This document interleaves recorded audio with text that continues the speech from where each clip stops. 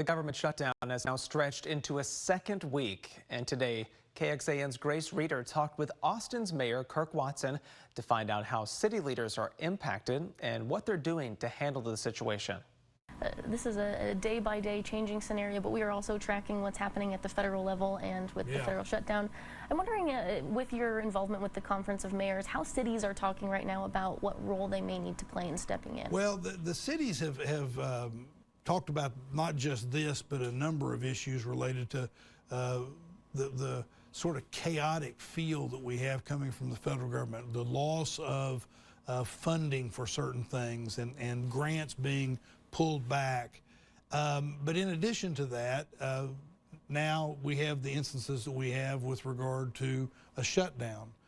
The truth of the matter is, one of the big issues that there's being talked about and gets talked about every time you listen is the increase in what people would have to pay for their health insurance.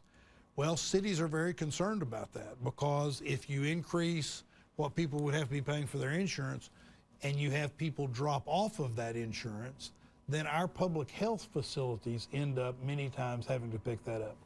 We started this conversation talking about homelessness. We find that we have more people living homeless under those circumstances.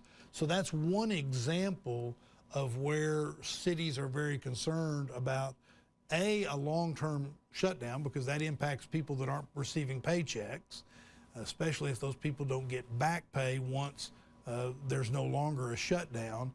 What happens with them? Can they make their rent? Can they take care of their kids the way they want? But also, how we fix it will make a difference to cities. And then, of course, cities like ours, well, this is all cities, but ours may be in particular because we own the airport.